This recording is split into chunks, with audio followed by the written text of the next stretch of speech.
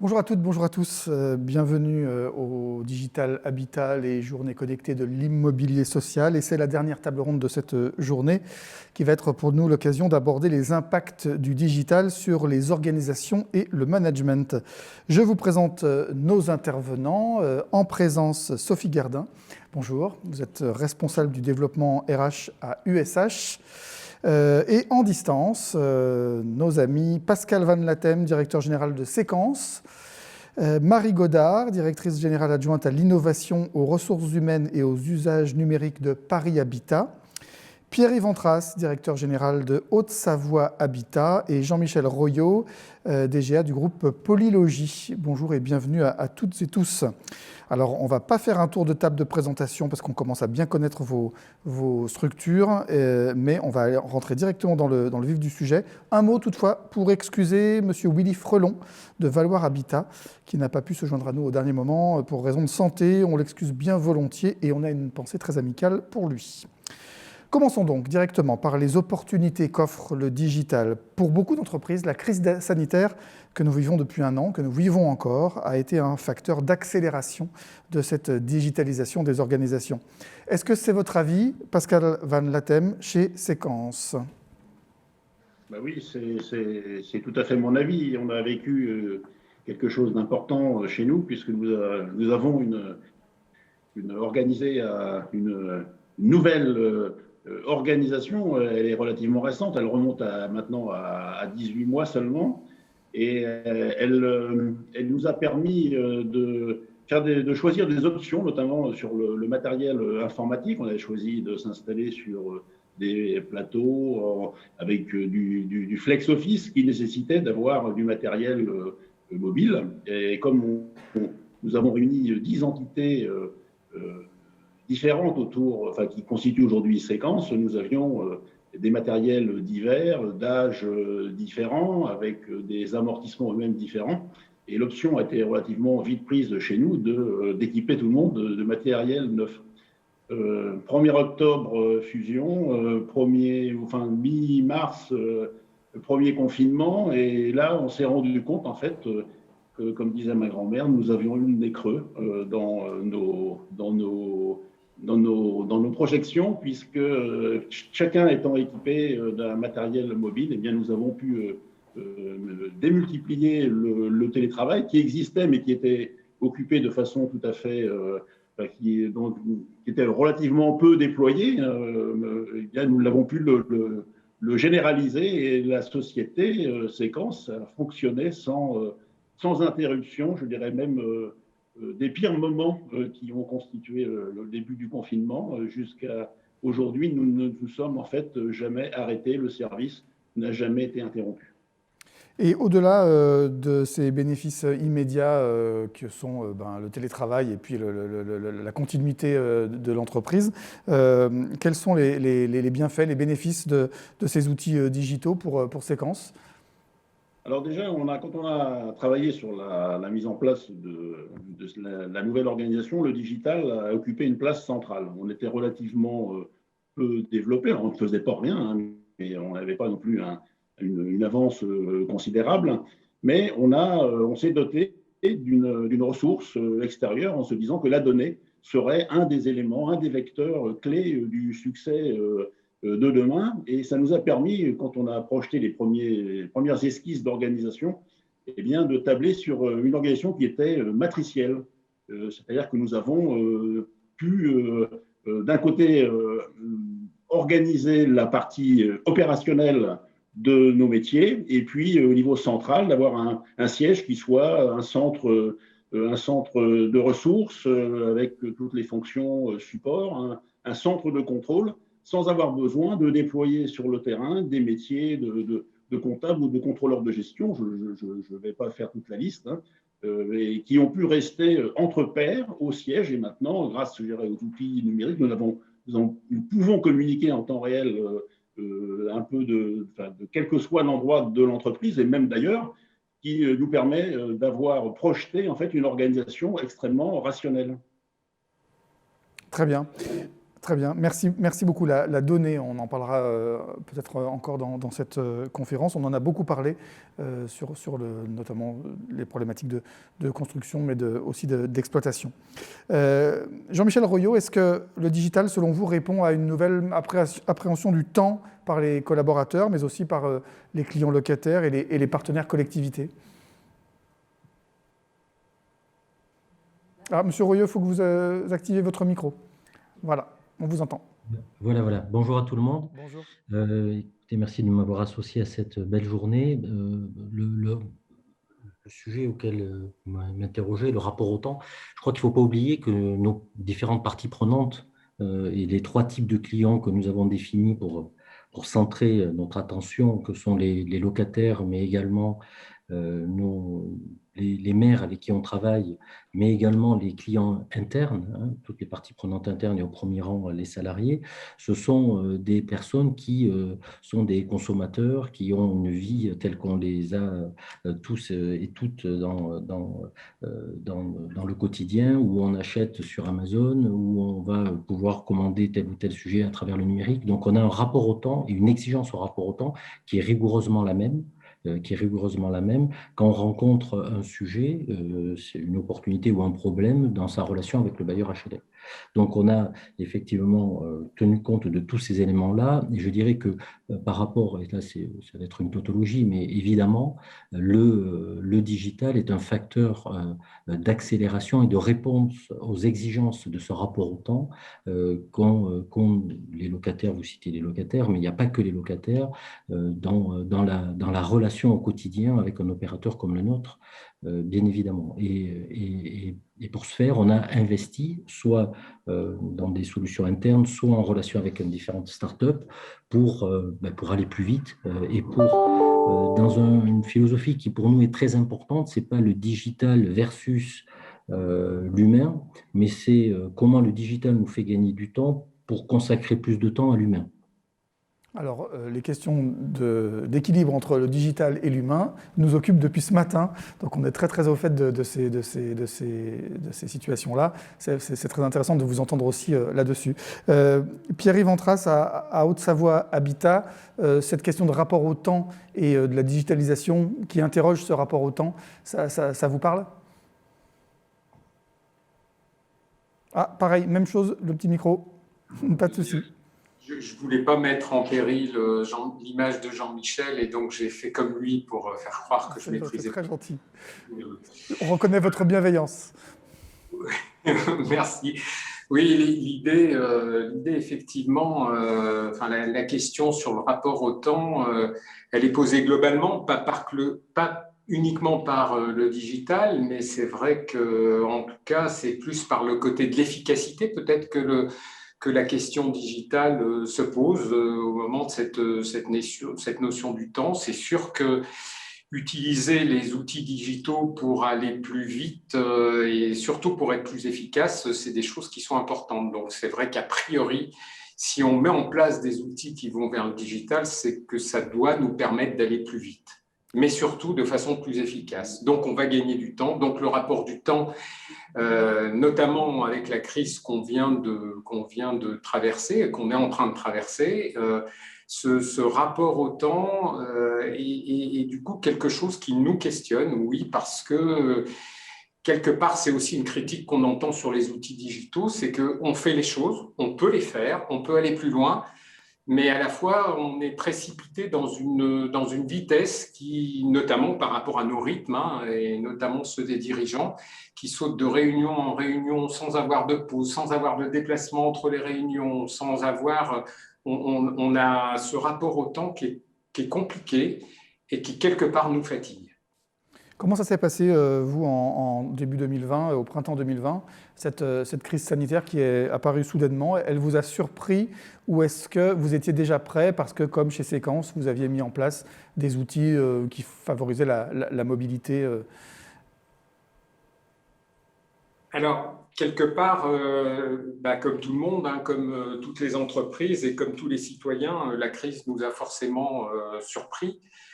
Cela dit, peut-être que vous parliez en introduction de notre entreprise qui a fait le choix à un moment de se mettre dans un positionnement d'entreprise libérée.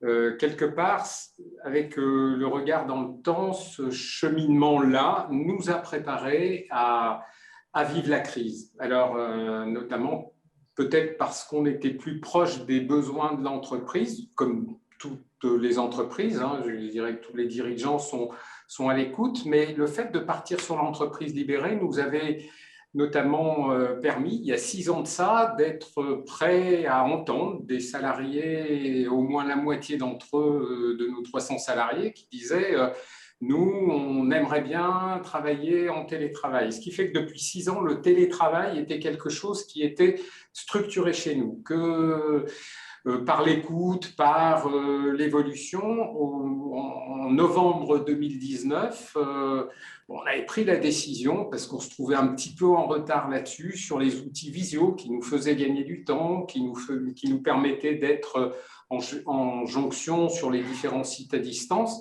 On avait pris la décision d'acquérir une vision Zoom par collaborateur, donc 300 licences qui avaient été commandées au mois de novembre 2019.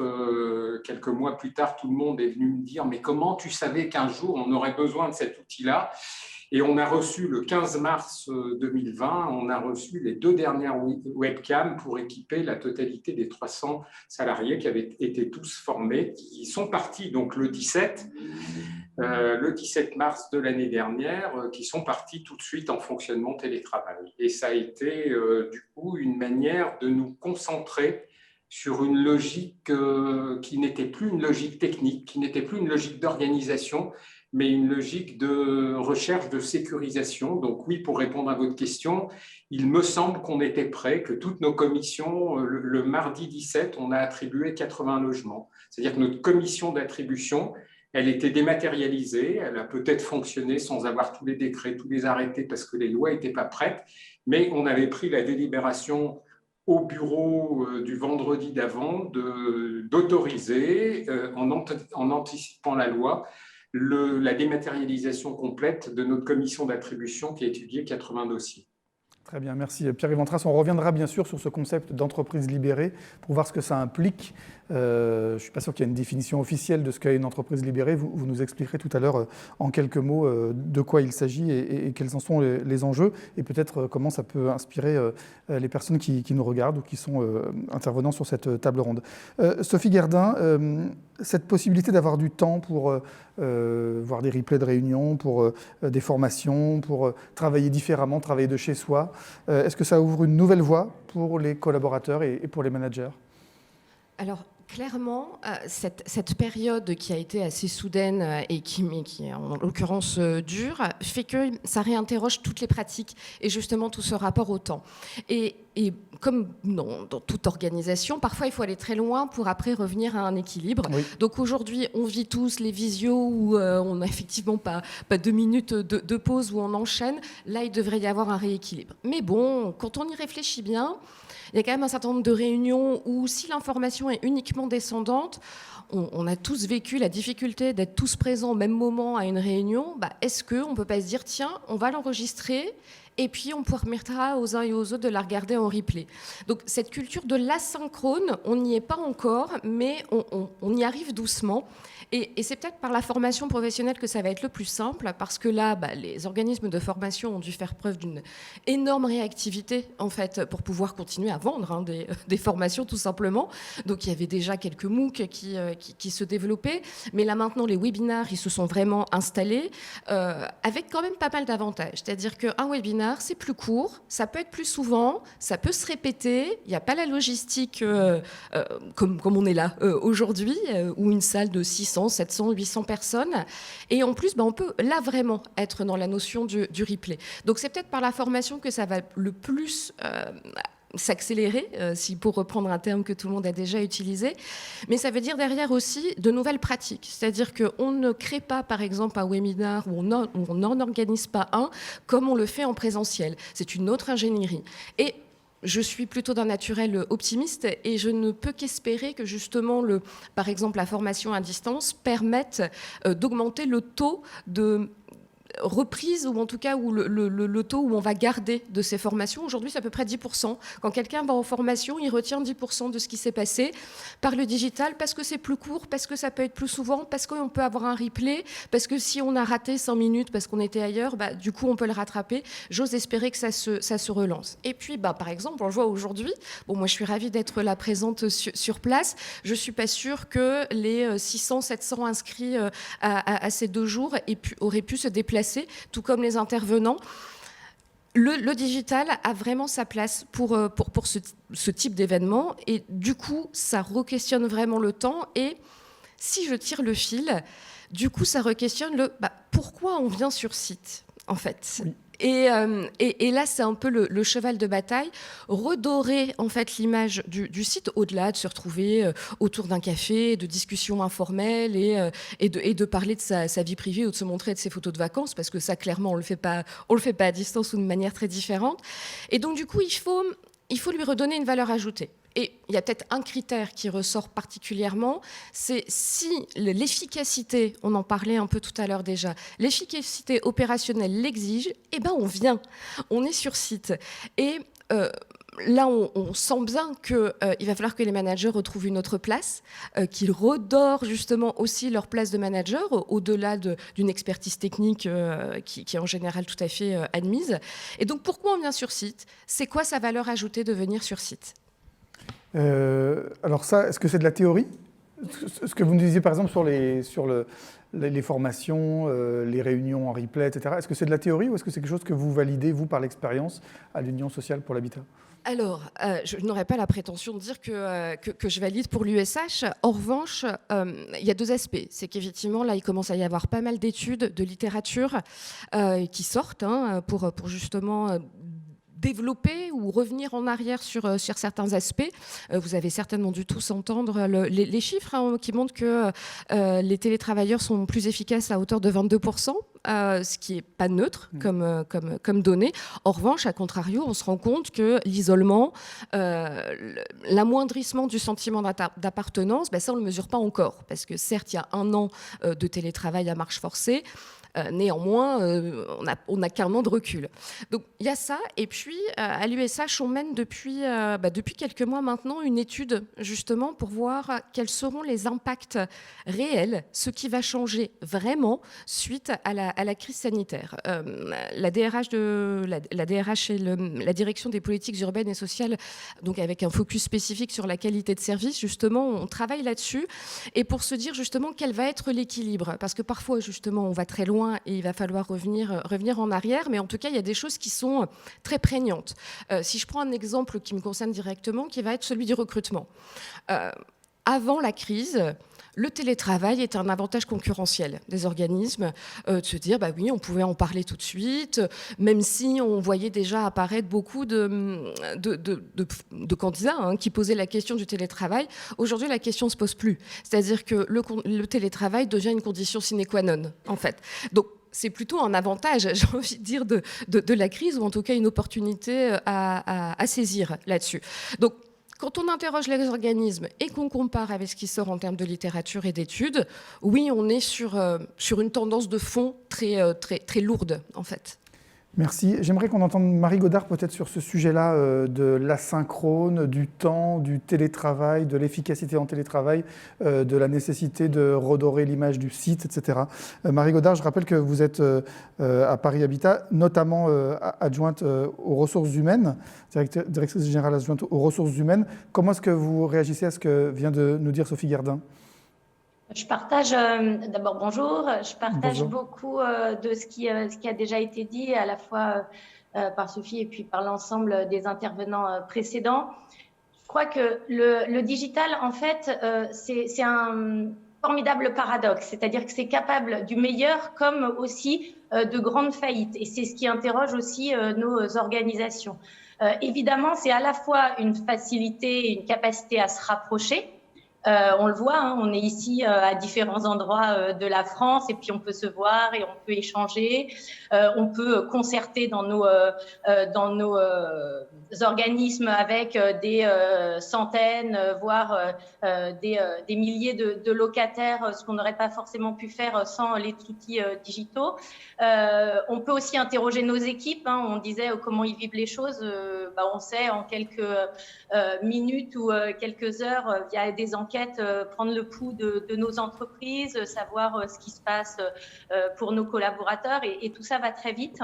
Mais aussi, le digital, ça permet de travailler seul, pour le meilleur et pour le pire, hein, on le disait, pour le meilleur parce que ça permet de se concentrer, de réaliser un certain nombre de tâches qui sont très télérobustes. Hein, y a un chercheur de HEC qui parlait des tâches télérobustes et téléfragiles. Il y a des choses qui sont très télérobustes et c'est très pertinent de les faire seules en télétravail, mais aussi pour le pire parce qu'on enlève aussi parfois des interactions humaines. Il y a des tâches de créativité, d'échange, mais aussi quand on est dans un standard obligé d'appuyer sur la touche 1, la touche 2, la touche 3 pour avoir le bon service et finalement jamais avoir la bonne réponse, ça questionne sur le fait d'avoir enlevé de la relation humaine. Donc, j'ai envie de dire qu'évidemment, pour nos organisations et notamment les ressources humaines, l'objet, c'est vraiment de trouver le bon équilibre. On a beaucoup parlé d'équilibre. On a un métier qui est évidemment à très forte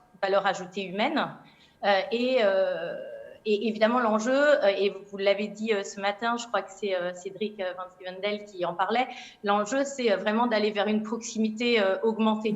Et donc, c'est à la fois de former nos collaborateurs et nos managers à utiliser les outils numériques, puisqu'il y a un vrai enjeu de maîtriser ces outils, de ne pas les subir, de les apprivoiser, de vraiment savoir s'en saisir de façon intéressante.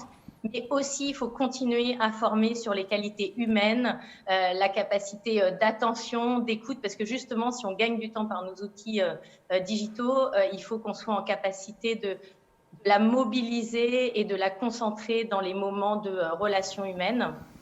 Et donc, effectivement, comme le disait Sophie, de réinventer aussi nos lieux de travail. Hein. On est en train de travailler sur un projet à Paris Habitat de faire évoluer nos espaces de travail parce que on recherche plus la même chose et on recherchera plus sans doute la même chose à l'avenir que ce qu'on recherchait avant dans un siège d'entreprise ou dans des locaux d'agence. On va rechercher d'autres interactions, on va chercher des lieux de partage, on va chercher aussi la capacité de s'isoler si on a une visio et du coup ça interroge aussi beaucoup les lieux qui incarnent nos organisations.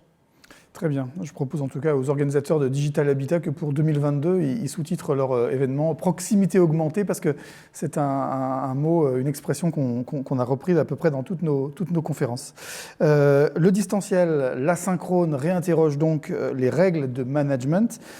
Sophie Gerdin, comment est-ce qu'on manage des équipes qu'on ne voit plus? Alors, est-ce qu'on les voit plus ou c'est juste qu'on n'est plus avec elles? Parce qu'on les voit. On les voit, mais on les voit effectivement différemment. Et ce qui est assez intéressant, c'est que justement la littérature et les théoriciens du management commencent à justement poser un certain nombre de critères et à se dire, au fond, tout ce qui est en train de se passer, ça fait revenir aux fondamentaux du management. Et à quoi sert en fait le manager? Et donc, quelles sont les pratiques qu'il doit réaffirmer, sans doute faire évoluer et comment il accompagne ses équipes. Parce que le manager, il n'est pas tout seul, hein, il a une équipe, donc c'est bien lui au centre de cette équipe. Et justement, on parlait un peu tout à l'heure de à quoi ça sert de venir sur site. Et bien, c'est au manager, en fait, de pouvoir organiser cet intérêt de venir sur site. Pourquoi est-ce qu'il faut qu'il organise des temps collectifs, par exemple pour venir sur site, parce que c'est ça l'intérêt de venir sur site, c'est pas juste pour imprimer ce qu'on a imprimé ou relever le courrier, ça ok, mais il y a d'autres intérêts et Marie Godard le disait, réinventer les espaces de travail pour que justement il puisse y avoir notamment la collaboration. Et pourquoi est-ce qu'on veut de la collaboration dans l'équipe? Parce que la collaboration, ça permet d'innover, ça permet d'échanger à bâton rompu sur des sujets d'une manière plus simple qu'à distance, parce qu'à distance tout le monde commence à être très discipliné, on sait qu'il faut lever la main pour parler, on sait qu'il faut couper son micro pour pas qu'il y ait de bruit parasite. Quand on est sur place, ça fuse en fait. Et c'est aussi ça qui permet l'innovation. Pourquoi on vient sur place ? On vient sur place pour se lier, pour se connaître, pour comprendre l'autre, pour voir comment il réagit. Je vous vois hocher de la tête, je vous vois. Et ça, on a du mal à l'avoir à distance, ou alors des positions de repli. Et tout ça, ça commence à être justement théorisé, de se dire, oui, le venir sur place et organiser ce sur place, justement pour ça, c'est du rôle du management, et ça permet de se lier. Évidemment de partager des informations, de se comprendre, de produire donc cette fameuse intelligence collective, et puis aussi d'apprendre. Typiquement, il est quand même difficile d'accompagner, par exemple, les jeunes en ce moment en apprentissage ou en stage à distance, parce qu'on ne peut pas leur montrer.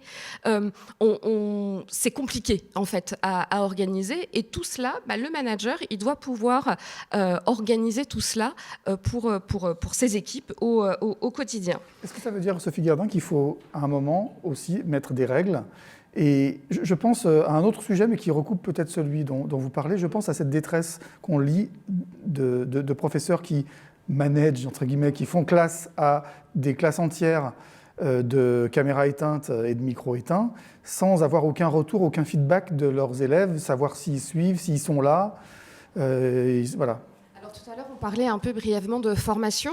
Et justement, on ne manage pas tout à fait à distance de la même manière qu'on va manager tout le temps en présentiel, parce que tout le monde devient hybride. Parce que ça, c'est le nouveau qualificatif en fait, qui commence à prendre forme. Les individus sont hybrides, un peu en télétravail, un peu sur site. Les équipes, de fait, avec des gens qui sont sur place et d'autres qui ne le sont pas et pas au même moment. Et donc, toute l'organisation devient elle-même hybride. Mais donc, tout ça, ça s'apprend. Donc, ça veut dire qu'il va falloir former, accompagner, benchmarker, adopter les bonnes pratiques, les bonnes postures, et qu'effectivement, placer un cadre. Effectivement, on dit, vous parliez des caméras ouvertes. Alors après, ça pose la question technique, mais je pense que ça, on y est à peu près tous à arriver. Quelques règles, effectivement, de je n'interviens pas à tort et à travers. Et d'ailleurs, retour d'expérience globale, les réunions sont en général bien plus efficaces parce que on ne prend pas la parole juste pour faire un. Voilà, quand on veut prendre la parole, on a une parole qui a de la valeur. Et elle démarre à l'heure. Exactement, ça démarre à l'heure. Le temps, ce qu'on disait, le quart d'heure avec le nom d'une région derrière, c'est plus possible à distance. Vous avez 3-4 minutes. Donc, il y a quand même une certaine efficacité, mais derrière, ça veut dire quand même qu'il faut accompagner. Tout à l'heure, on parlait aussi de collaborateurs ou collaboratrices qui sont peut-être moins à l'aise avec les outils. Eux aussi, il faut les accompagner. Quand on est sur de l'hybridation, il va y avoir des gens sur site, des gens à distance. Il faut être accompagné dans ces pratiques managériales pour ne pas négliger ceux qui sont à distance. Parce qu'on le sait très bien, c'est humain. On va davantage interagir avec les personnes qui sont à côté de nous, en fait. Donc, il y a toutes ces techniques, notamment managériales, qu'il va falloir accompagner pour que ce management, où on revient sur les fondamentaux, soit lui aussi le plus efficace et le plus efficient possible dans cette période hybride. Merci. Pierre-Yves Antras, pour Haute-Savoie Habitat.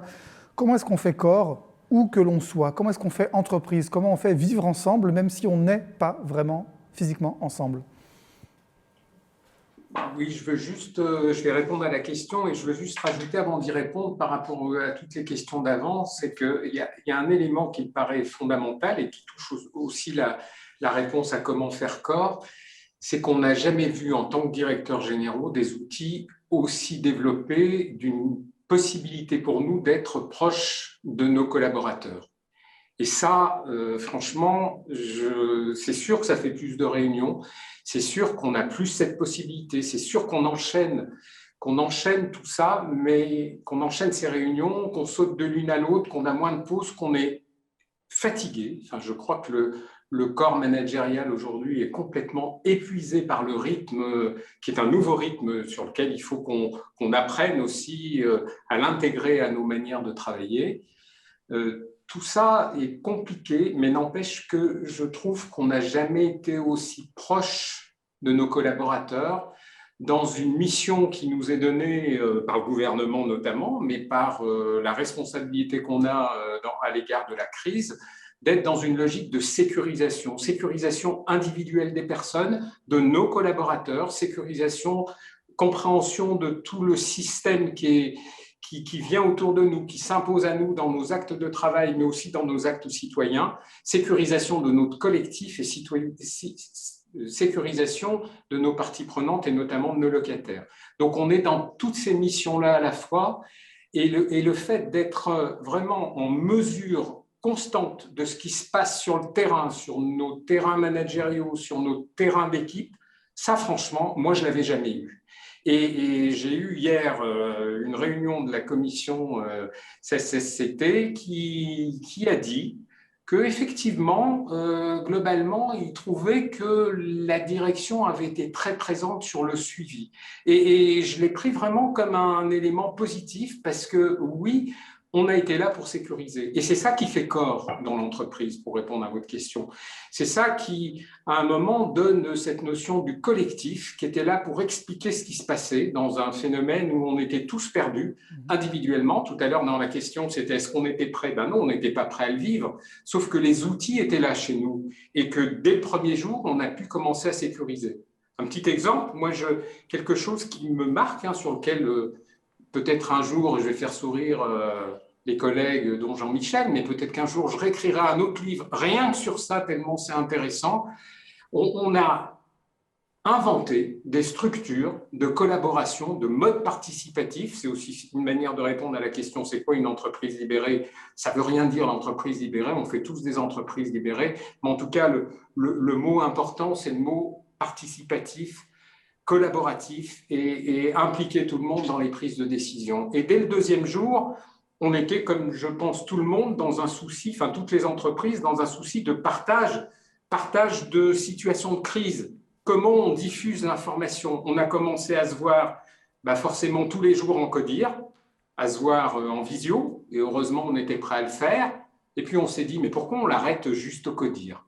Et donc on a inventé une instance qui s'appelait 8-9, qui se voyaient tous les jours et qui partageaient en CODIR, on était en CODIR, on partageait avec la totalité des collaborateurs qui souhaitaient y participer tout ce qu'on a à dire au sein d'un CODIR et toutes les informations qu'on donne. Et on a créé une instance quotidienne qui continue à se réunir encore aujourd'hui. C'est-à-dire que plus d'un an après, et je ne vois pas pourquoi elle s'arrêterait, on a inventé un CODIR ouvert pour tous les collaborateurs qui veulent se connecter et on a en moyenne tous les matins 70 personnes qui sont connectées en webinaire pour écouter ce que dit le CODIR. Ils interviennent, on en profite pour parler, faire des petits points sur les différents services, pour faire circuler une information dont on a nécessité au sein de l'entreprise. Et globalement, on est sur un partage de ce qui fait corps dans notre entreprise, pour répondre à votre question. Et ce corps-là, il est vivant. Il y a son cœur qui bat tous les matins et tout le monde peut toquer à sa porte et c'est ça qui est fort. Très bien. Pascal Van Latem, comment est-ce qu'on garde, de votre point de vue, la cohésion de l'entreprise avec d'un côté des métiers télétravaillés et des métiers en présentiel? Et puis je poserai la même question à Marie Godard ensuite. Votre micro, Monsieur Van Latem.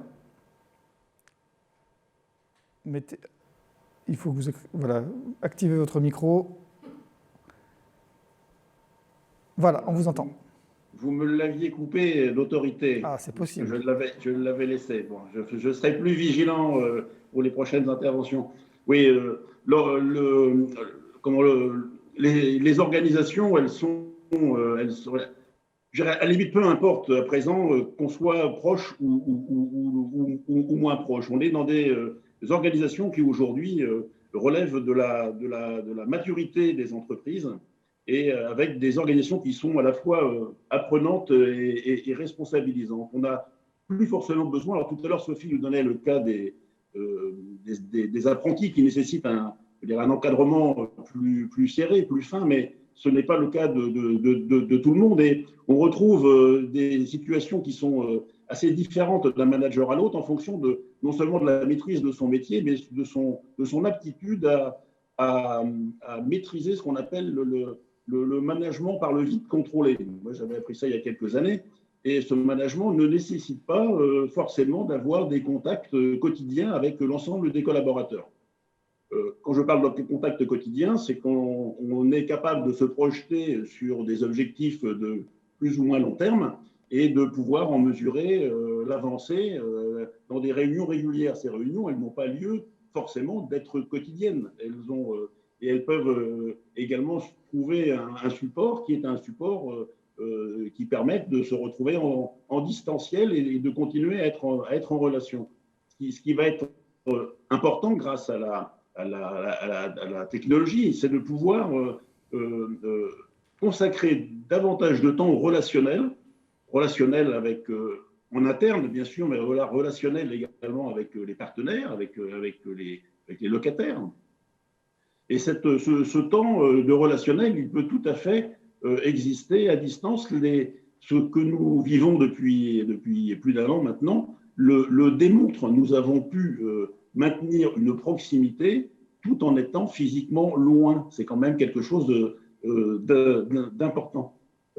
Ce qui constitue en fait la réussite chez nous. Alors on a essayé de profiter du chamboulement de la préparation de la fusion et de sa mise en place. On n'a pas attendu que tout décante pour lancer un projet d'entreprise autour du numérique. Alors comme on est un peu malicieux, on l'a appelé Matrix. Et puis on a gentiment fait remarquer que quand même c'est un film qui avait été beaucoup vu et comme il ne termine pas très bien, on serait bien inspiré de lui donner un autre nom de baptême. Donc on va y réfléchir. Hein. Mais tout ça pour faire en sorte que nos collaborateurs, nos équipes puissent aborder la question de la numérisation de leur pratique, parce que la réussite, elle porte, selon nous, sur 3 pieds. D'abord la culture, j'en parlais tout à l'heure. Entendez par la culture les équipes et les relations qui lient les équipes.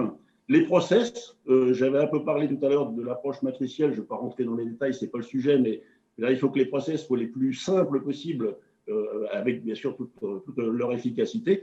Et puis la technologie. Et la technologie, c'est ce qui nous permet d'être ensemble encore en ce moment. Donc il est important que cet ensemble-là soit bien compris. Et je pense que chez nous, sincèrement, il y a le niveau d'adhésion des équipes autour de l'approche de l'évolution de leur métier par un degré de numérisation plus fort est devenu naturel.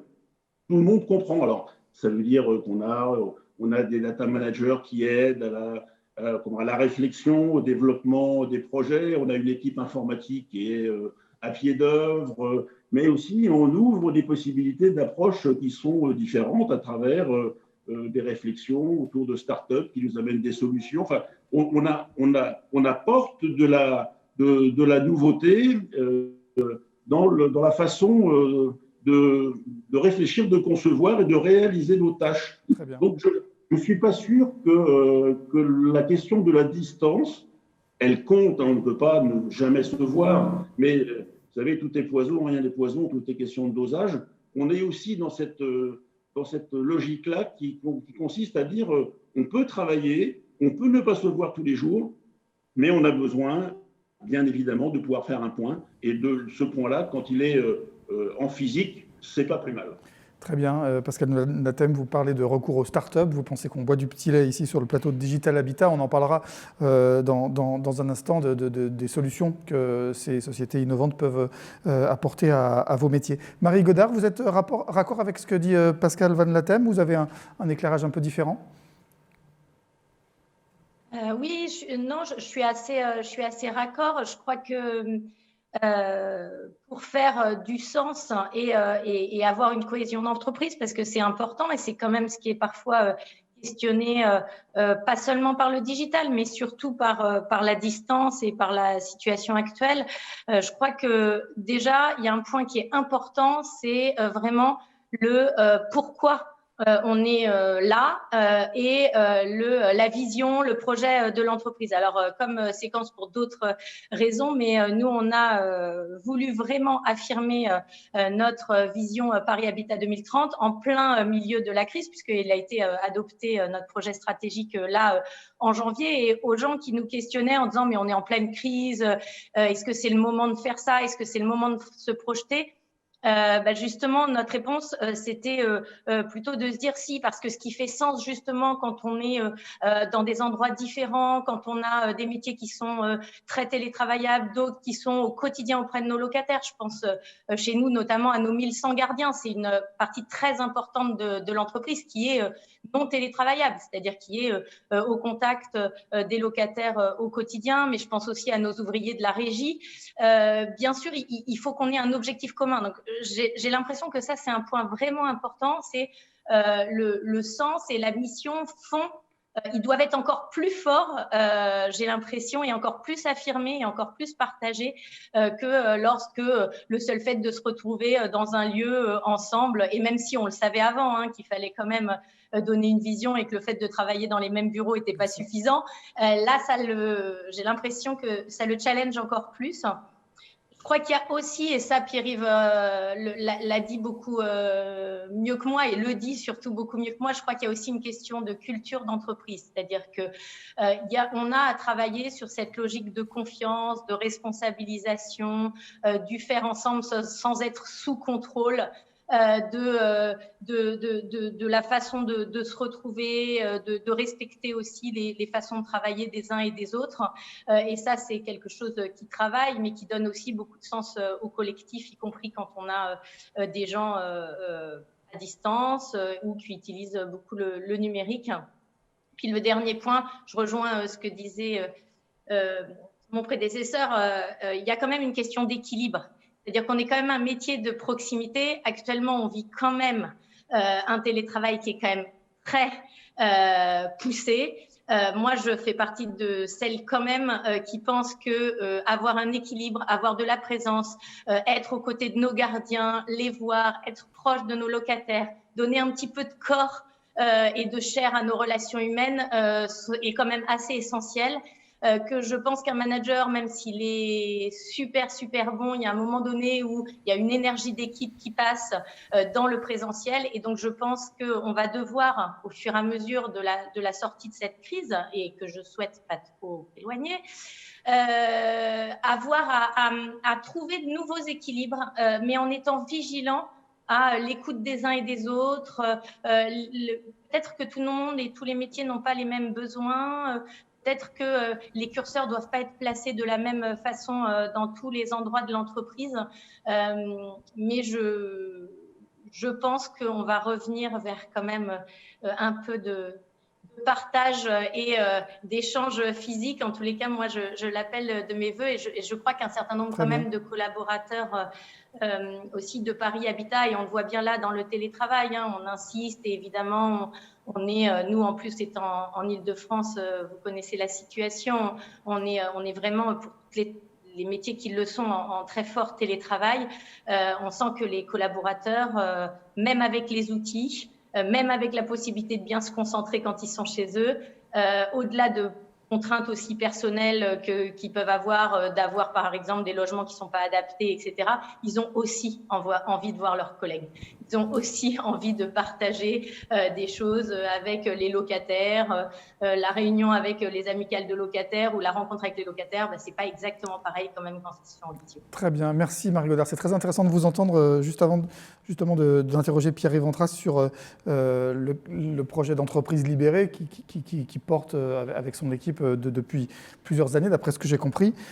Comment se pose la question de la confiance? Comment se pose la question alors, vous faire corps, vous y avez répondu tout à l'heure, mais voilà, parlez-nous un peu de cette entreprise libérée, ce que ça recouvre, quels sont ses enjeux, comment vous y êtes arrivé et comment ça fonctionne en ces temps de crise sanitaire notamment. Oui, en essayant peut-être de le croiser aussi sur la thématique digitale, c'est peut-être un peu plus compliqué, mais je dirais que globalement, ce qui compte, c'est le sens, voilà, l'entreprise libérée, c'est une entreprise du sens. C'est l'entreprise, comme beaucoup d'entreprises, hein, comme tous les collègues qui sont autour de la table, c'est être dans une logique où on va beaucoup plus expliquer le pourquoi que le comment. Voilà, on va prendre la logique d'accompagnement de nos collaborateurs pour être dans une reconnaissance, dans une confiance. C'est le mot que vous avez utilisé, hein, tout est basé sur la confiance qui sont sûrement les premiers à avoir des éléments pour prendre la bonne décision.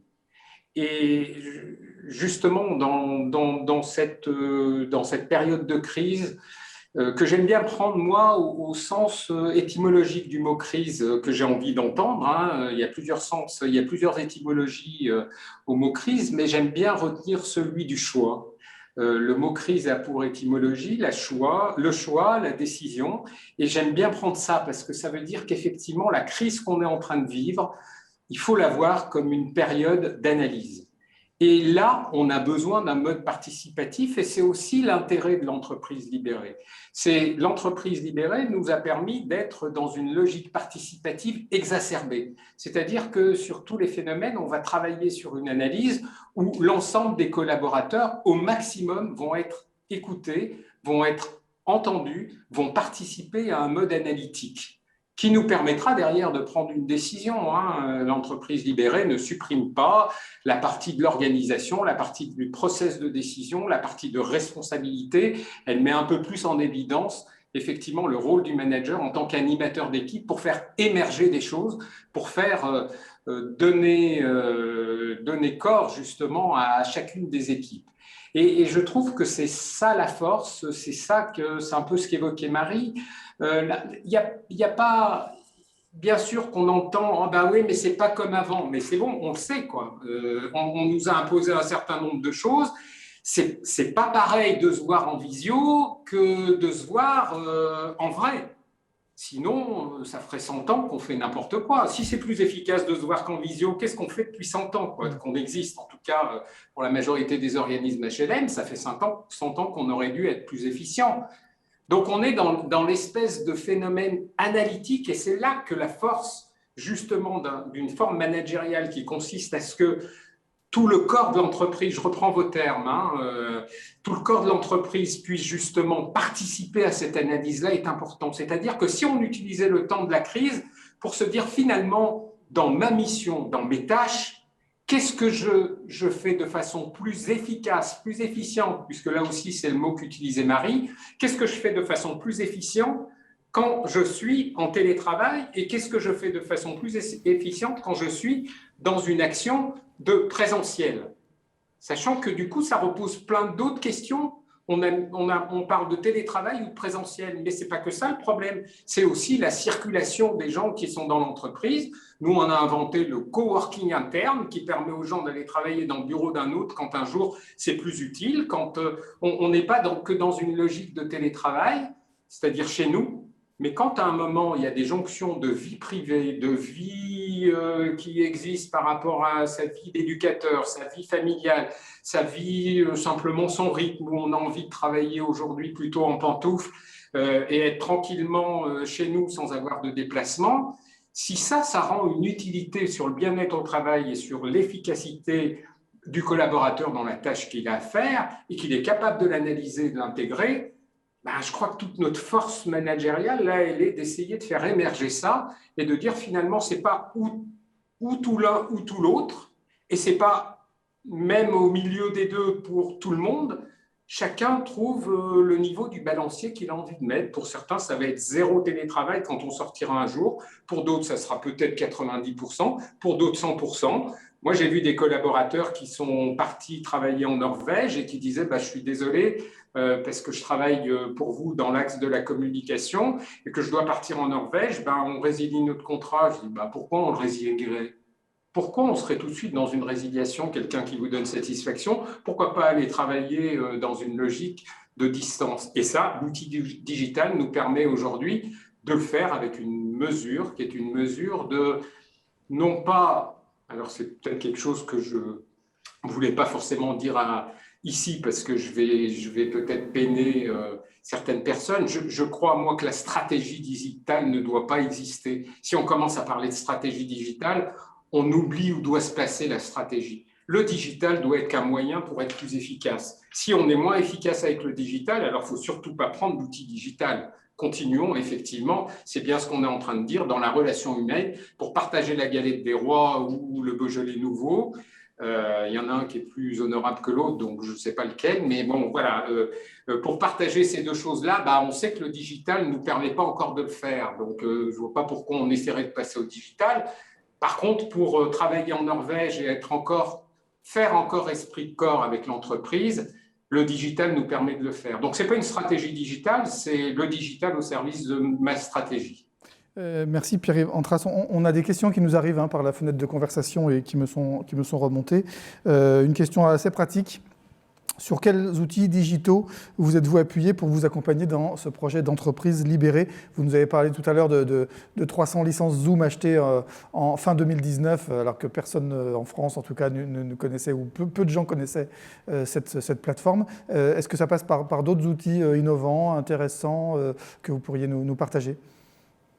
Oui, mais ce n'est pas plus l'entreprise libérée qui fait développer ça, c'est peut-être justement ce mode d'analyse qu'on a pu développer, ce mode d'intuition, ce mode de collaboration dans la recherche de projets qui nous fait rechercher des outils digitaux qui vont peut-être là pour le coup un peu dans tous les sens. On est en train de mettre en place des blockchains qui nous permettent de travailler sur une organisation d'échange de services entre locataires, sur des logiques où là on est purement dans le digital, développer une blockchain, arriver à le faire dans des outils d'échange de services entre locataires et nous, dans le cadre de l'ESS, une logique très ancrée à notre stratégie, justement, où là, bien évidemment, on va être appelé à travailler sur tout un tas d'outils qui sont effectivement des outils plus efficaces au service de nos projets.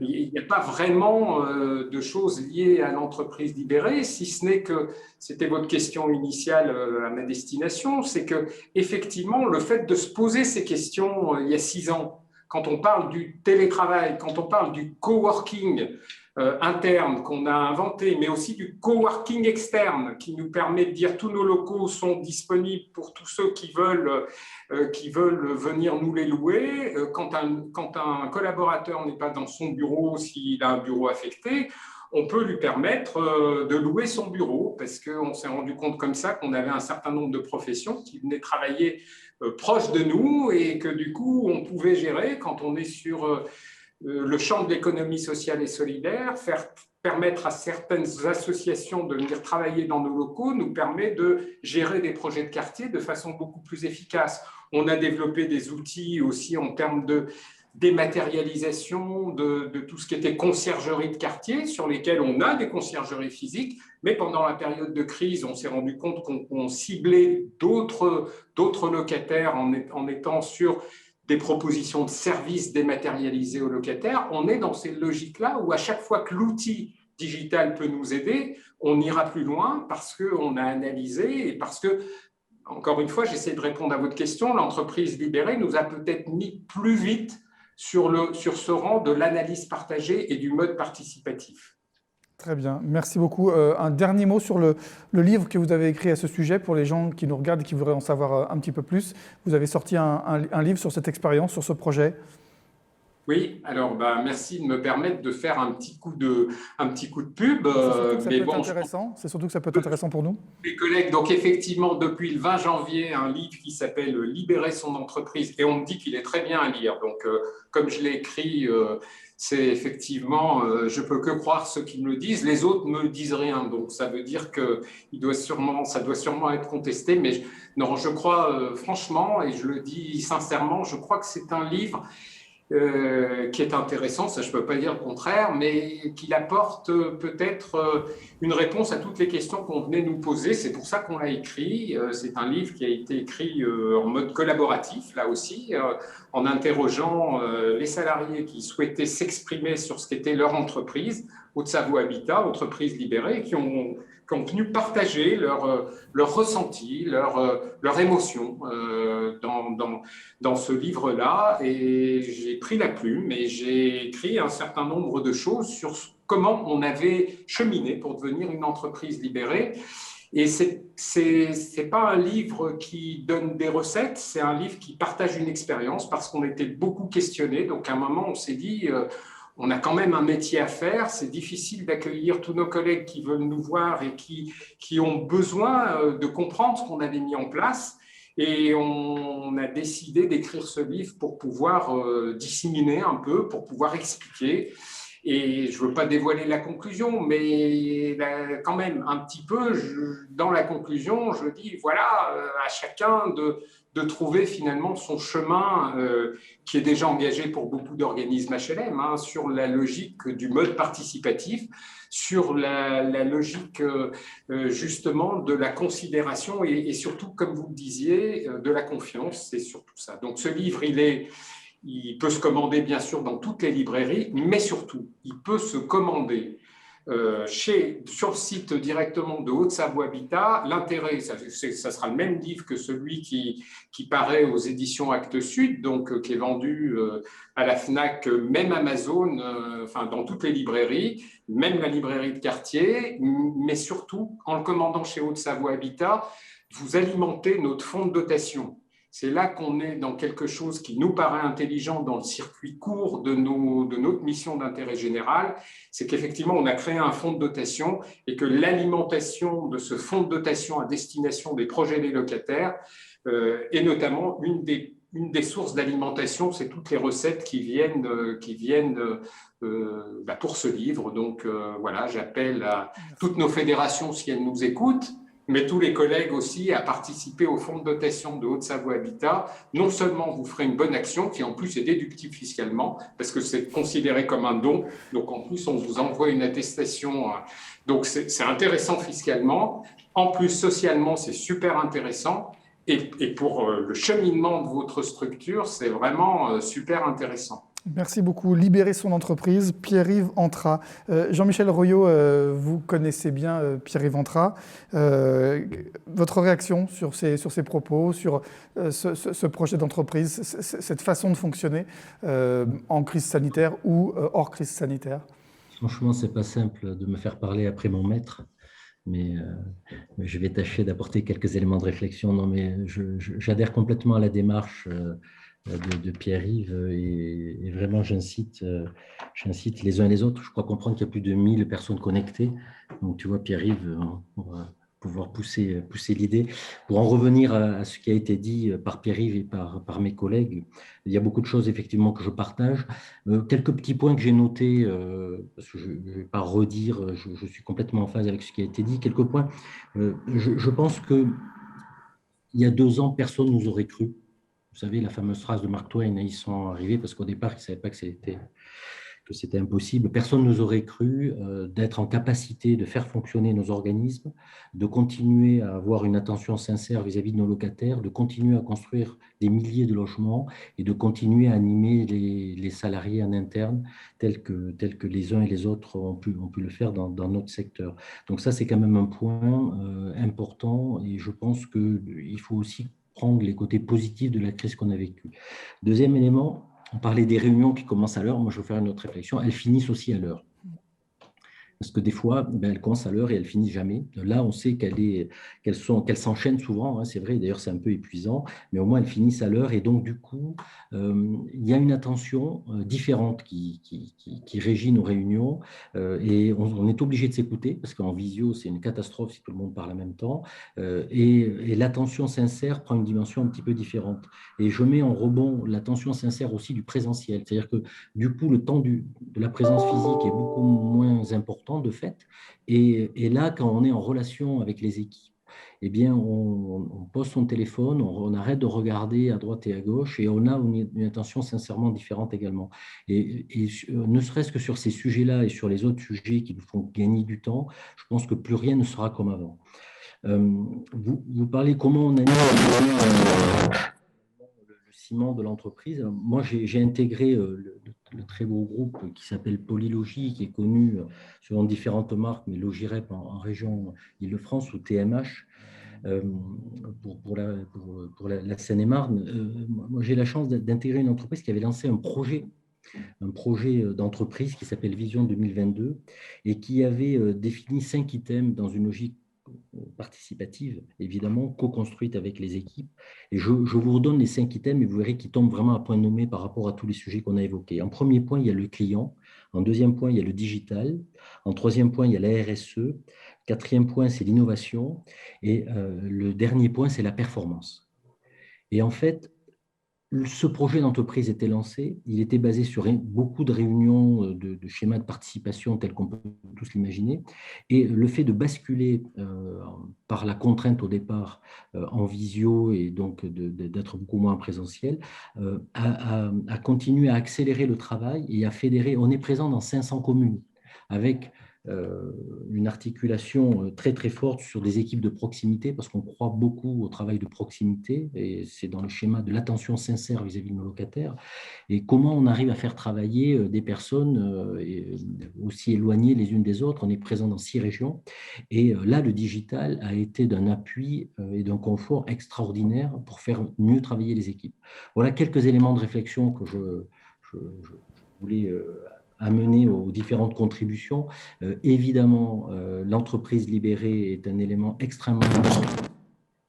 Un mode de management qui est hybride aujourd'hui entre la partie, on va dire, visio, téléphonique et la partie présentielle. Ça ne peut plus fonctionner comme à l'ancienne où tout était contrôlé, surcontrôlé et il faut vraiment libérer les énergies. Mais je dirais c'est pareil sur l'innovation. C'est pareil sur l'innovation. Il faut libérer la parole, libérer les énergies. Donc, bravo Pierre-Yves. Merci Jean-Michel Royot pour cette réaction. Excusez-moi de revenir à des sujets plus terre à terre, mais c'est aussi une réalité. On parle ici de digitalisation. Alors évidemment, c'est au service, en l'occurrence là, du management, de la collaboration, du travailler ensemble et du vivre ensemble. Mais il y a des questions, il y a des enjeux de sécurité, des enjeux de données, d'échange de données. Et je voudrais qu'on donne la parole à Marie Godard qui puisse nous raconter ce qui s'est passé à Paris Habitat au début du second confinement, si je ne m'abuse, fin octobre 2020. Marie Godard. Oui, alors là, j'ai une lourde tâche là parce que je vais moins vous faire rêver. Oui, mais c'est aussi une réalité qu'il faut prendre en compte. Sur le premier confinement, donc effectivement, on était comme mes collègues, assez fiers d'être finalement toute vieille dame qui est Paris Habitat en tant que bailleur social. On était assez fiers d'avoir été prêts, que nos collaborateurs aient pu basculer en télétravail en ayant chacun leur PC portable. On avait aussi, nous, alors on n'avait pas choisi Zoom, mais on avait choisi Teams aussi en 2019. Plus ou moins approprié d'ailleurs, et d'un coup, du jour au lendemain, 100% des gens se sont mis à l'utiliser, etc. C'était assez fabuleux, accès à toutes nos applis, enfin tout allait bien. On avait certes des choses qu'on a dû un peu numériser en urgence parce qu'il nous restait quand même, et il nous reste encore beaucoup de papier, mais globalement, l'entreprise a fonctionné et on était assez fiers de ça. On a formé nos managers au management à distance, on était assez... fond.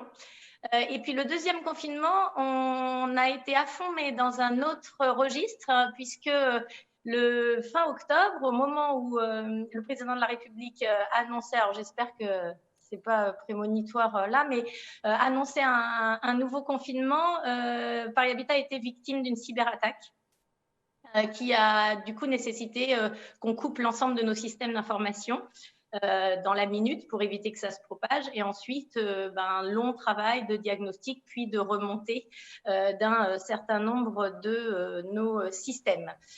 Alors là, du coup, on se rend compte qu'effectivement, le digital fait partie de notre quotidien et est assez essentiel au fonctionnement de la machine. Parce que, alors, autant quand ça marche, On se dit l'informatique c'est pas assez bien, ça va pas assez vite, ça nous pose des problèmes, ça nous crée des limites, etc. Mais alors quand on n'en a plus, on se rend compte qu'on est quand même amputé d'un certain nombre de nos possibilités.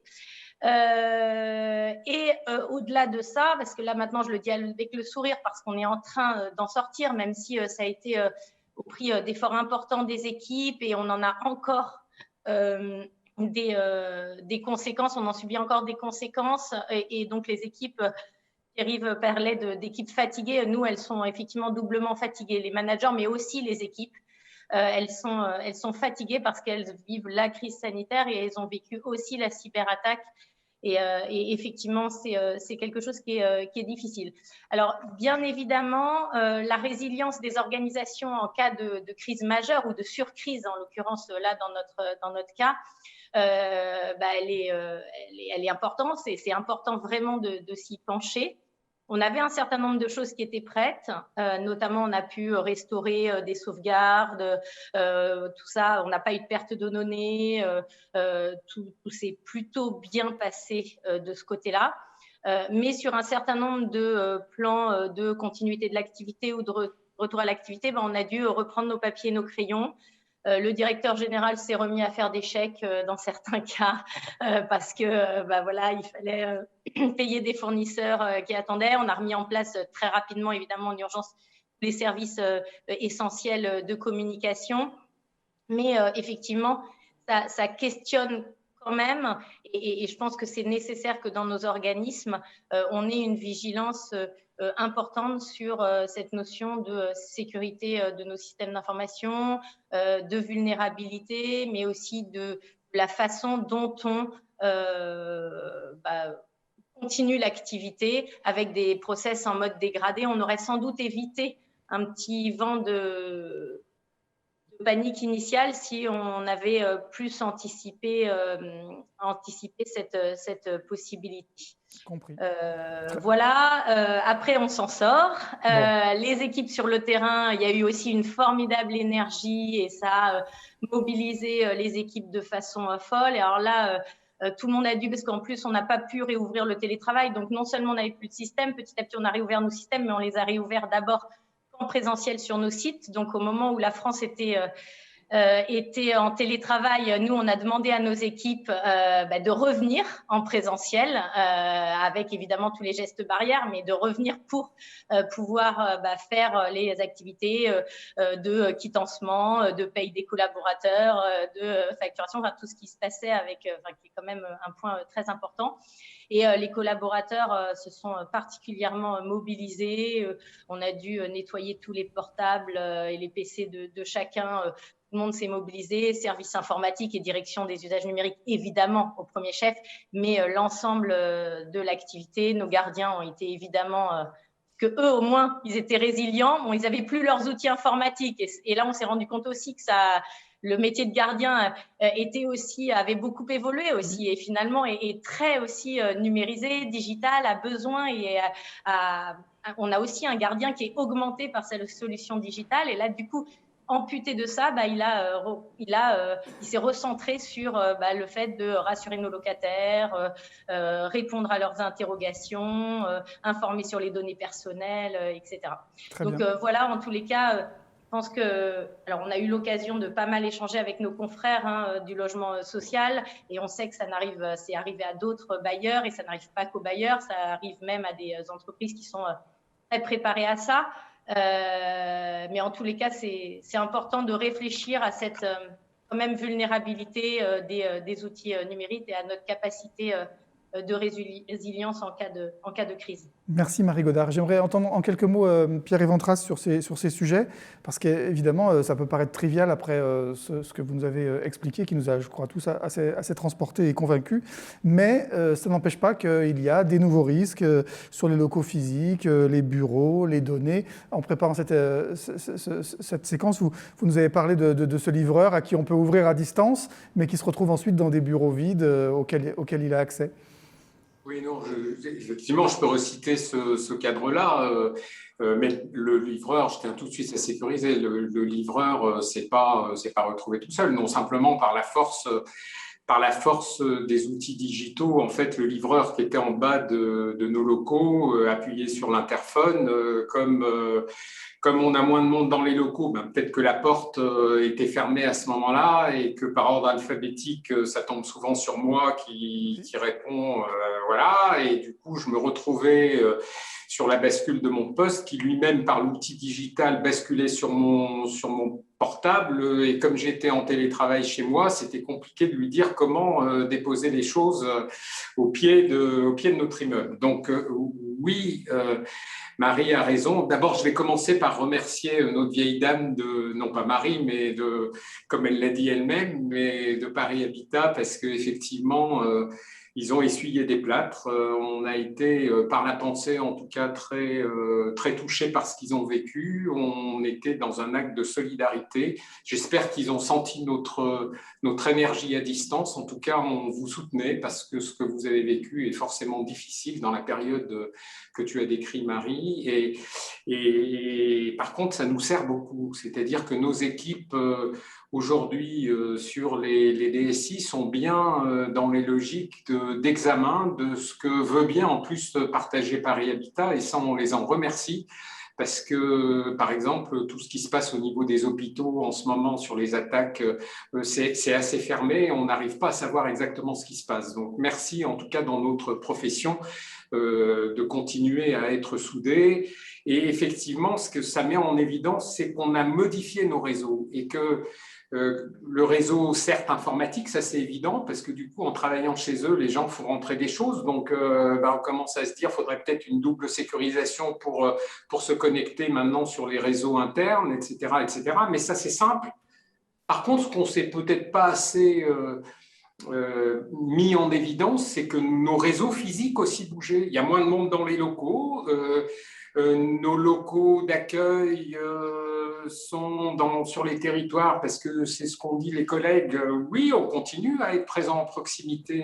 Le deuxième confinement nous a mis en évidence qu'il fallait encore qu'on soit dans une logique, nous, de présence, et c'est important pour nos locataires. N'empêche qu'on l'est, mais il y a quand même moins de monde dans les locaux. Ça c'est quelque chose qui est important, qu'il faut que le citoyen comprenne. On est dans une augmentation de la détresse sociale dans nos quartiers, qui est de plus en plus compliquée à vivre sur nos sites de proximité. On est sur une détresse qui apparaît parce que globalement, c'est la détresse citoyenne qui est là, parce que la crise, elle a cet effet-là, et elle a un effet prioritaire sur nos locataires. Effectivement, on est les gestionnaires de quartiers où les gens sont les plus en souffrance en France et dans les autres pays européens, mais on ne va parler que de la France. Globalement, c'est nos locataires qui sont le plus impactés par la crise et qui sont les plus inquiets sur ce qu'on sera à l'issue de la crise. Donc aujourd'hui, on a une forme de détresse. On a, nous, une obligation aussi de restriction de nos accueils. Forcément, on s'est tous mis à dire on ne reçoit que sur rendez-vous. Ça, nos locataires ne le comprennent pas, ne comprennent plus nos absences de disponibilité. On est toujours aussi disponible, on assure toujours autant notre service, mais on a une complexité. Et puis quelque chose qu'il faut qu'on arrive aussi à dire, c'est que la pression aujourd'hui qui est liée à la crise, elle s'exerce aussi sur nos collaborateurs et sur nous. C'est-à-dire qu'on est tous aujourd'hui des personnes qui subissons la crise, qui avons un peu moins de disponibilité, qui avons un peu moins de possibilité d'être dans le regard bienveillant vers l'autre, dans une facilité pour tenir nos missions, parce qu'on est tous sous pression. On est tous, on l'a dit, dans nos missions fatigués, mais ça, on l'assume. Par contre, il y a une autre pression qui est liée à la crise, qui est une pression sociale, qui quelque part fait que nos collaborateurs, comme nous, comme l'ensemble de la société, fait qu'on est moins disponible, qu'on est moins ouvert, qu'on est dans des relations plus tendues. Alors le réseau, il a changé, le réseau physique, le réseau social et le réseau informatique. Et on voit arriver des nouvelles failles. Et ces failles, la première qu'on voit, c'est celle informatique, on est agressé là-dessus. La deuxième qu'on verra, c'est sûrement quand certains se diront « Tiens, il y a des locaux qui sont un peu plus vides, on peut aller se servir dedans. » Et là, ça sera la deuxième faille.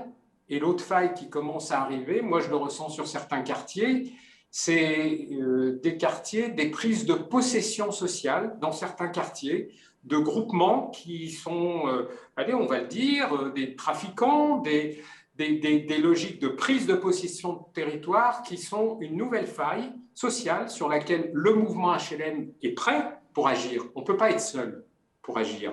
Là, je suis peut-être un peu plus politique, mais n'empêche que c'est des choses qu'on commence à cerner. Et ça, c'est la faille sociale la plus importante qu'on ne voit pas arriver et qui est la plus dramatique pour notre mission à nous, qui est notre mission du logement social, et sur laquelle, moi, j'attire l'attention de tous nos politiques. On le fait globalement, nos fédérations le font, et c'est leur boulot. L'Union sociale pour l'habitat le fait. On est dans des logiques où il faut que, malheureusement, on anticipe là un effet de la crise qui va être dramatique socialement, et on met des gens de plus en plus en insécurité, en péril, et on va être obligés dans un certain nombre de quartiers, nous, de faire valoir des droits de retrait par rapport à des services de proximité qu'on ne pourra plus tenir.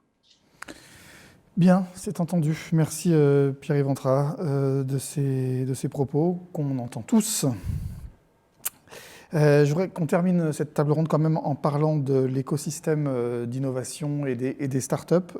Agilité, adaptation, en prise permanente avec le réel et les besoins des clients dans l'immobilier social. Peut-être donner la parole aussi à Pascal Van Latem et à Sophie Gardin sur ces sujets.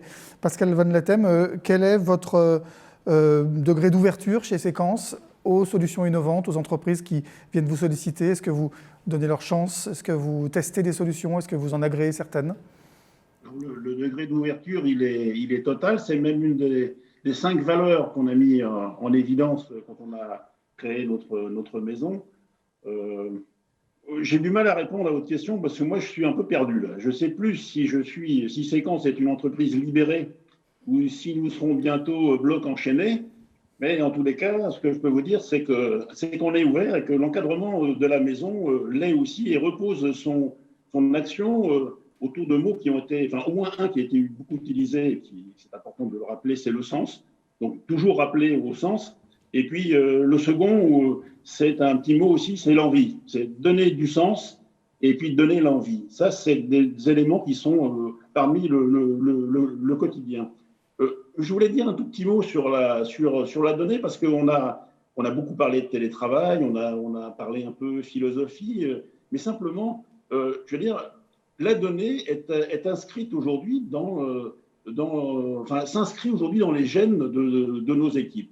Le fait de sortir tout juste d'une opération de fusion a énormément éclairé le regard de nos collaborateurs.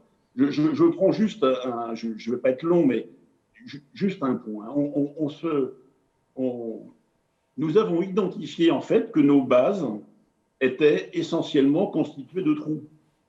J'exagère un peu. On a aussi. Donc nous avons des données en doublon, en triplon, des fois même davantage, et puis d'autres dans lesquelles nous n'avons pas le renseignement. On a des bases fournisseurs qui sont aujourd'hui encore la somme des bases fournisseurs de 10 entités précédentes. Et quand on a géré 230 000 factures annuelles, c'est-à-dire un peu plus de 1000 par jour, eh bien, quand on n'est pas aidé par une base qui est disponible et immédiatement à disposition, eh bien, on rencontre énormément de difficultés. Et donc, ce qui est apparu un peu de façon assez claire à tout le monde, c'est que nous avions besoin de cartographier nos données, et plus que de les cartographier, d'identifier qui en était responsable. Et là, on a une petite évolution, je ne vais pas dire révolution, mais une évolution en matière d'organisation, c'est que maintenant, nous allons avoir besoin de bases qui soient non seulement complètes, mais à jour. C'est-à-dire, ce n'est pas juste de l'avoir à jour une fois dans l'année, c'est qu'à tout moment, nous devons l'avoir à jour. C'est-à-dire qu'il faut gérer les entrées et les sorties également de ces données. Eh bien, cette dimension-là, qui paraît un peu simpliste, après les discussions qui ont eu lieu juste avant, elles sont assez fondamentales dans la compréhension de des orientations qui sont à prendre pour améliorer le fonctionnement. Alors, améliorer le fonctionnement, c'est bien sûr travailler, je dirais, comme on sait le faire, en améliorant, faisant un peu mieux et plus de la même chose, mais on est arrivé un petit peu au bout du système et on a aussi besoin aujourd'hui d'être ouvert, pour reprendre votre expression, à des approches qui sont un peu différentes et à des réflexions qui peuvent ne pas forcément venir de chez nous et qui vont nous aider à bien appréhender de façon nouvelle comment on peut aborder les métiers et quels outils peuvent nous aider à les réaliser au mieux. Alors là, présentement, je ne peux pas vous donner d'exemples précis sur ce qui fonctionne, mais on a quand même pu identifier depuis maintenant le mois de juillet, qui est un peu le départ de notre projet d'entreprise,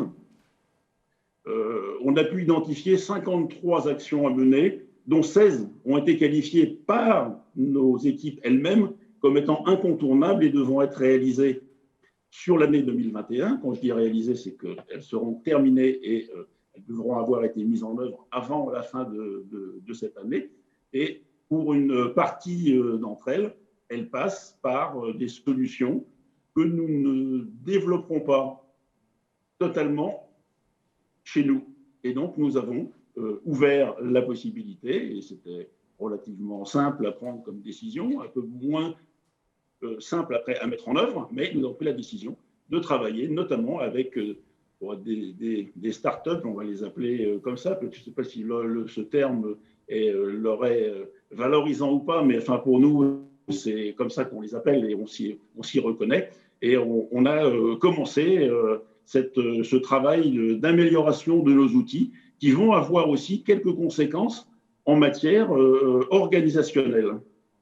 Voilà, je voulais le dire aussi parce que il n'y a pas que le télétravail, il y a aussi la façon dont nous nous y prenons pour traiter nos opérations de masse. D'ailleurs, et en conclusion peut-être de cette intervention, c'est que les équipes ont très très bien compris également. Alors, nous avons la chance aussi d'être dans une phase de développement. Donc, on a un développement qui représente à peu près 3,5%, 4% en termes de patrimoine. On est à peu près sur 4000 logements développés tous les ans, mais comme on en vend un petit peu aussi et puis qu'on démolit, en net, on est plutôt sur 3,5%. Eh bien, des collaborateurs sont venus me voir en me disant « Mais dites, vous nous parlez souvent de productivité, de coûts de fonctionnement, mais si on arrive à avoir une évolution de nos coûts de fonctionnement qui soit moindre, on va être dans le bon sens ?» Ben oui, on va être dans le bon sens. Et ça, ils l'ont bien compris parce qu'il y a une partie aussi de l'intéressement qui dépend de cette productivité. Et c'est vécu, je dirais, de façon... Comment dire, ce n'est pas un discours descendant et un peu autoritaire d'une direction avide de gains, mais ce sont nos collaborateurs eux-mêmes qui disent « Mais en fait, nous sommes dans une situation idéale puisque nous pouvons, tout en nous développant, nous allons essayer de faire face au flux et à la masse avec un développement moindre de nos coûts internes. » Très bien. Merci beaucoup Pascal Van Latem. Sophie Gerdin, pour l'USH, votre vision, votre regard sur ce que peuvent apporter ces entreprises innovantes, ces startups, pour aider les entreprises à avancer sur ces questions. Pourquoi pas de devenir une entreprise libérée ou simplement à accompagner une digitalisation ? Alors effectivement, l'intérêt d'avoir recours en fait à des prestataires externes, notamment les startups, c'est que en général ils abordent les choses sous un autre angle, ou en tout cas un angle qui n'a pas encore été vu de l'interne. Et puis ils peuvent mettre le doigt aussi sur quelque chose qui me permet de juste faire un tout petit point sur 2,5 points de vigilance, si je peux dire. Pourquoi le demi ? Parce qu'il y en a un qui est pour moi le moins important, c'est notamment ce qu'on va appeler l'UX, c'est-à-dire l'expérience utilisateur. Et souvent, on a tendance un peu à croire que les jeunes, voilà, ils sont nés dedans, donc ils savent utiliser les outils. Mais entre utiliser une application sur le téléphone qui est fait pour eux, par eux, et pour que ce soit d'une simplicité débordante, et utiliser un logiciel métier qui va avoir des impacts et des enjeux que, par exemple, Pascal Van Latem a dit, la donnée, on ne rentre pas la donnée n'importe comment, il faut bien la paramétrer. Et tout cela, justement, les startups peuvent notamment aider à travailler l'ergonomie justement d'un outil, ou en tout cas, si ce n'est cela, accompagner les utilisateurs à bien utiliser justement ces fameux outils. Je vous parlais de 2 points de vigilance et demi. Le deuxième point, avant le demi, c'est aussi un point que je n'ai pas forcément beaucoup abordé, mais qu'en tout cas les différents interlocuteurs de cette table ronde ont dit, c'est qu'on a beaucoup parlé de télétravail, mais tout le monde ne peut pas être télétravaillable, enfin en tout cas lui-même être en télétravail. Donc c'est la RH qui ressort là en cette fin de table ronde qui dit oui, attention à l'égalité de traitement. Et donc du coup, qu'est-ce qu'on fait pour les personnels qui ne peuvent pas avoir de télétravail, ou en tout cas à une moins grande mesure pour que les télétravailleurs? Et ce qu'on voit ressortir là de plus en plus des organismes qui ont la même réflexion, c'est de se dire, tiens, la crise a fait qu'on a décalé les heures de ménage, par exemple. Est-ce qu'on ne peut pas garder ça, ou quel est le bon équilibre? Tout à l'heure, se poser la question des rendez-vous de gestion locative. Évidemment qu'il faut qu'il puisse y avoir un accueil, mais peut-être qu'il y a une partie de ces rendez-vous qui peuvent se faire vraiment justement sur rendez-vous, pour mieux préparer les dossiers, peut-être se préparer un entretien qui serait un peu difficile et avoir le bon collègue qui peut être là pour soutenir, repenser justement les aménagements d'accueil pour que cette attente soit différente, parce que là, ça va être vraiment des gens qui vont venir d'une manière spontanée et qui, de fait, auront d'autres exigences. Mais en tout cas, cette question de l'égalité de traitement est assez importante, et que du coup, pour l'accompagnement à l'utilisation des outils, parce que Marie le disait tout à l'heure, même les gardiens sont évidemment numérisés, mais il faut que cet accompagnement soit le plus harmonisé possible. Et mon demi, c'est que il faut quand même faire attention au code du travail. Alors je suis désolée, c'est pas très sexy de parler de code du travail, mais aujourd'hui il n'est pas toujours très il n'est pas à la même vitesse que le changement des pratiques en fait, qu'il peut y avoir dans les entreprises. Mais il y a des petites touches à gauche, à droite. Je pense par exemple au droit à la déconnexion, où ça, il ne faut pas le négliger, surtout dans cette période où tout le monde se dit « Ok, on avance et on fait comme on peut, en fait. » Et justement, soyons très libres à chaque instant. À un moment donné, il va y avoir un retour de la jurisprudence qui va arriver. Jusqu'à présent, il y avait très peu d'accidents de travail en télétravail. Je pense que là, on va commencer à en voir arriver. Donc là aussi, ça va sans doute réajuster certaines choses.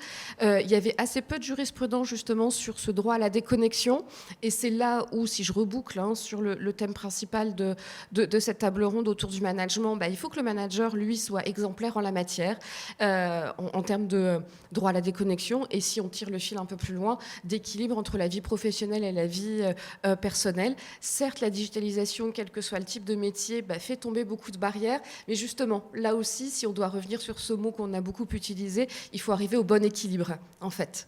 Très bien. Eh bien, merci. Ce sera le mot de la fin, Sophie Gerdin. Merci à vous, Sophie Gerdin. Merci Marie Godard, Pierre-Yves Antras, Pascal Van Latem et Jean-Michel Royot pour votre participation, votre disponibilité et la qualité de vos échanges. Merci pour avoir pris le temps de répondre à celles et ceux qui nous regardent aujourd'hui. Je suis désolé, on n'a pas pu répondre à toutes vos questions, mais je crois qu'on a quand même bien balayé le sujet en 1h30. Et puis, vous voyez, on commence à l'heure, on finit à l'heure, nous aussi. C'est aussi la fin de cette belle première journée de Digital Habitat 2021. 5 tables rondes riches en échanges d'expériences, en échanges de points de vue, de vision de l'avenir. Ces tables rondes sont désormais disponibles en replay. Vous pouvez les retrouver quand vous voulez sur cette plateforme. Digital Habitat se poursuit demain, jeudi 1er avril, toujours en ligne, avec pas moins de 60 conférences. Des petites conférences d'une demi-heure chacune, de 9h jusqu'à 18h. Elles sont animées par les 32 partenaires organisateurs de ces journées connectées de l'immobilier social. Soit cette occasion de découvrir leur vision, leurs produits, leurs services, les solutions qu'elles proposent. Elles œuvrent dans des domaines très larges de la digitalisation au service des bailleurs, des gestionnaires, des concepteurs de l'immobilier social. Et si vous en manquez de ces conférences, pas de panique, elles seront également redisponibles en rediffusion. Ça rejoint totalement ce qu'on disait en ouverture de cette conférence, Sophie Gardin. Merci à toute l'équipe d'organisation, Esprit d'Essence, l'équipe technique Webcastor. Merci à tous nos participants et nos participantes. Merci à nos partenaires. Bonne soirée. Rendez-vous demain dès 9h pour la deuxième journée de Digital Habitat 2021. À bientôt. Merci.